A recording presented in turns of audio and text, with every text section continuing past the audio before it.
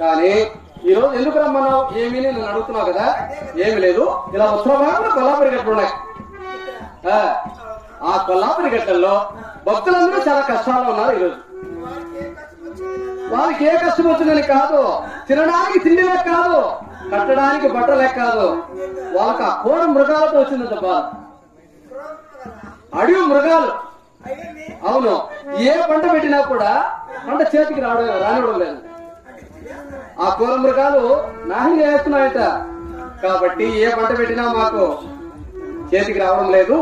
స్వామి నువ్వైనా వచ్చి ఆ కోర మృగాలు అలా సంహరించేస్తే మా కష్టాలన్నీ తీరిపోతాయి, మా బాధలన్నీ తీరిపోతాయి. కానీ మేము భార్యాభర్తలు సంతోషంగా ఉంటాం. వాళ్ళ దగ్గర నా దగ్గరికి వచ్చి చాలా మంది, ఒక్కరిద్దరు కాదు, వేల మంది భక్తులు నా దగ్గరికి వచ్చి ప్రాధాన్యపడి నన్ను అడిగారు. అప్పుడు నా మనసు చెలిచింది. ఎందుకంటావా, భక్తులు కష్టాల్లో ఎంత కష్టాల్లో ఉన్నారో నా దగ్గరికి వచ్చి ఇంత మొరపెట్టుకుంటున్నారంటే నేను వాళ్ళకు ఖచ్చితంగా మాట ఇచ్చిన. ఏది ఏమైనా సరే నేను మాత్రం ఏడు మార్గం బయలుదేరి వస్తా. ఆ కోర మృగాలు మాత్రం ఒక్కదాని మాత్రం నేను సర్వనాశనం చేస్తా, మీ కష్టాలన్నీ తీరిపోతాయి అని వాళ్ళకి మాట ఇచ్చిన.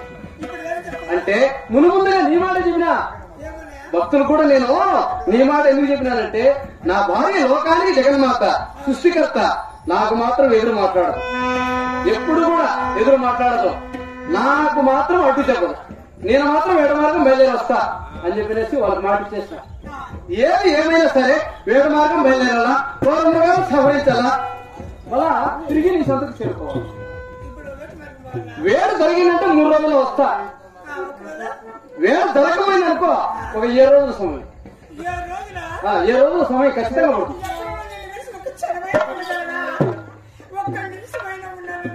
ఏమది ఈ రోజు మాత్రం ఉండలే, భక్తుల కోసం కదా, వాళ్ళ కష్టాల్లో ఉన్నారు కదా. నేను పోవాల్సిందే, వేట ఆడాల్సిందే, భక్తులు కాపాడుకోవాల్సిందే. ఈ రోజు మాత్రం ఖచ్చితంగా పోవాలి. ఏమది ఎంత ప్రేమగా ఎంత ప్రేమగా నీ దగ్గరకు వచ్చి నేను వేడ మార్గం పోయి వస్తానంటున్నా కదా. అమ్మో వేడ జరిగిందంటే 3 రోజుల్లోనే, లేదంటే 7 రోజులు.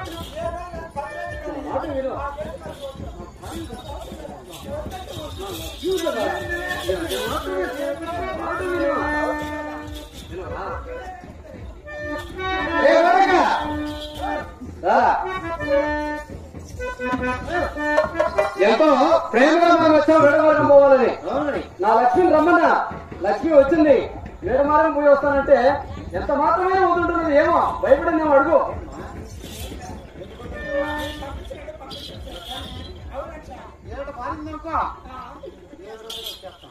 ఏ 3 రోజులేదా? ఏమన్నది వేడ జరిగిందంటే 3 రోజులు, వేడ జరగకపోయిందనుకో ఒక 7 రోజులు సమయం. వేడ జరిగిందంటే 3 రోజులకు వచ్చేస్తాం, లేకపోతే 7 రోజులకు వస్తామమ్మా. 7 రోజులమ్మా. నా మొగినోడు ఒక నిమిషం కూడా నువ్వే అట్టండి. మీ అట్టనా మీరిద్దరు చదువుకోరుంటారా? నీ ఏడున్నావు, మా పిల్లలు కోరుతూ ఉంటారు. మరి వాళ్ళు ఎప్పుడో 10 ఏళ్ళకి 3 ఏళ్ళకి వచ్చేది మీ నట్టు చేసుకోవాలా?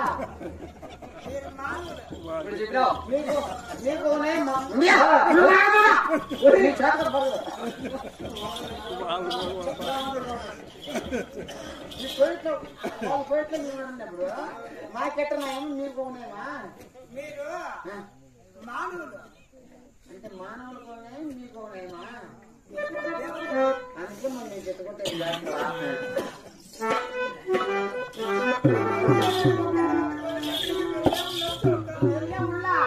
ఇప్పుడు అలవాడు భక్తులు వచ్చి కోరుకున్నాడు. ఇప్పుడు పోవాల్సింది పక్కగా పక్కన కుదరదా?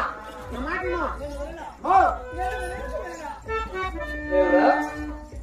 ఏం మాట్లాడుతున్నదే? ఏం మాట్లాడినా విన్నావుగా? నేనేం మాట్లాడలే. వేడ మార్గం పోయి వస్తాను అని ఒక్క మాట మాట్లాడాను, ఇంతవరకు ఏం మాట్లాడలే. ఏం చేయలే. నేను చేసేవాడిని, చేస్తే చాలా చెడ్డవాళ్ళే నేను. మళ్ళా చూడు ఇప్పుడు మంచిగా మాట్లాడుతున్నాడు నా భర్తని, ఏదో విర్రవీగుతోంది. మంచిగా మాట్లాడుతున్నాడు అని చూడు, మంచిగా మాట్లాడితే మంచివాడిని. తెలుసు కదా నీకు కూడా నా విషయము? నాకు తెలుసు. కోపం వచ్చిందంటే చాలా చెడ్డవాడిని నేను. ప్రోగ్రామ్ రాకుండా ఇంటికాడ బయలుదేరి పని చేసుకుంటాం.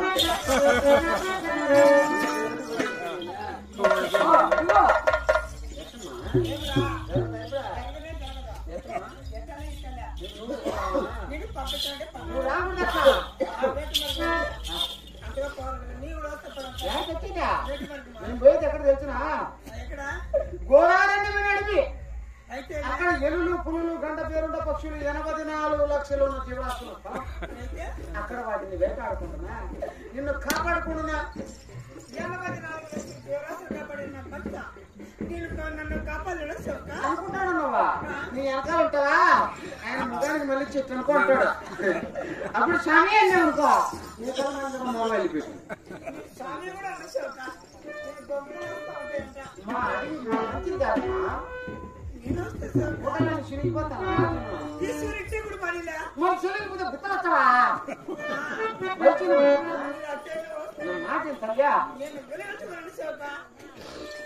ఏమ్రా ఏం చెప్తున్నది?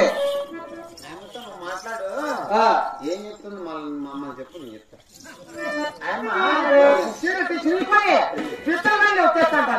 అవునా? ఏరా ఎప్పుడేమో కానీ ఎదురు మాట్లాడింది, ఈ రోజు ఎదురుకి ఎదురు మాట్లాడుతున్నదంటే ఏమీ ఆలోచనగా ఉన్నది నాకు. అడవి మార్గం వేట మార్గం పెడుతున్నారు.